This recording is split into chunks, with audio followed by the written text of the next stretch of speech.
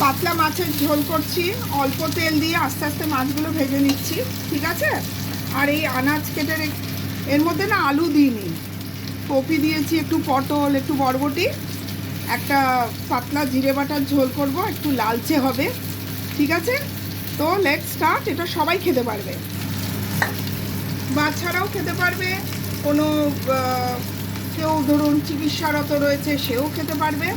একদম অল্প তেলে মাছ ভাজা হচ্ছে। আনাজপাতিগুলো যেগুলো কেটেছি একটু গরম জলে নুন দিয়ে একটু ভাপিয়ে জলটা ফেলে দেবো, ঠিক আছে। মাছ ভাজা আমার হয়ে গেল, এরকম করে হালকা করে ভাজবো। এবার ঝোলটা করব।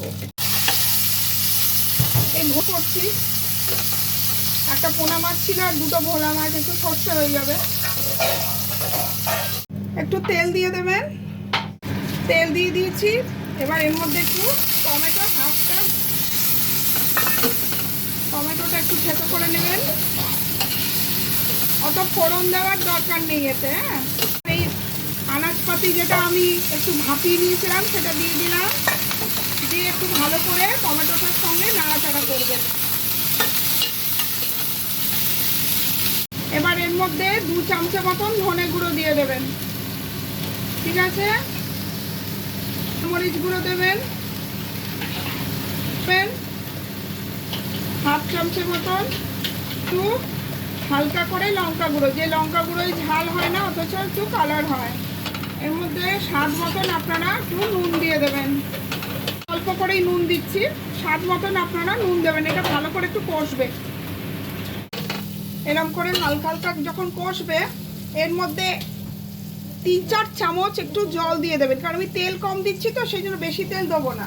দেখুন 1 2 3 4, ঠিক আছে। এবার এর মধ্যে 2 কোয়া, হ্যাঁ, একটা একটু কেটে কেটে দেবেন। এই যে 2 কোয়া রসুন একটু কেটে কেটে দিয়ে দেবেন, ব্যাস। এবার আপনার এইটা ভালো করে কষবে, ভালো করে কষবে, একটু থেকে থেকে নাড়িয়ে দেবেন।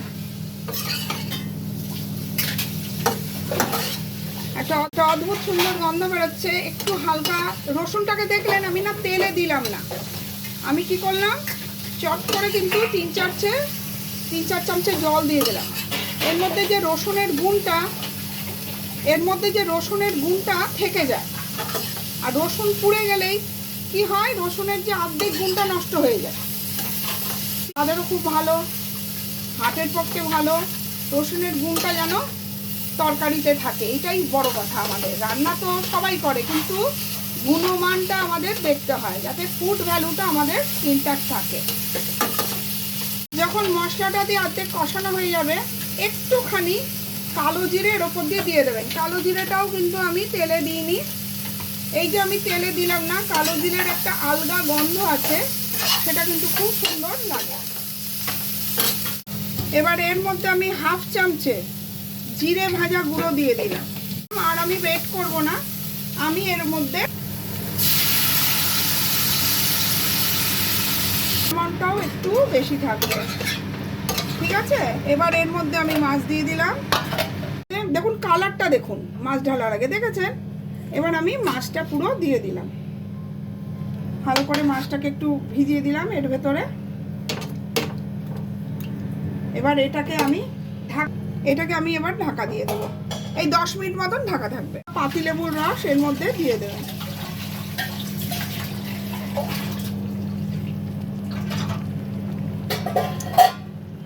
খুলবো, দেখুন একদম ধোঁয়া বেরোচ্ছে, কত সুন্দর দেখতে লাগছে।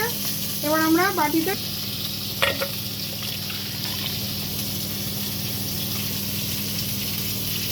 প্লিজ লাইক করবেন, সাবস্ক্রাইব করবেন।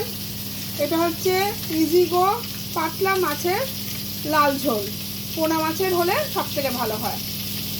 থ্যাংক ইউ, শেয়ার করবেন।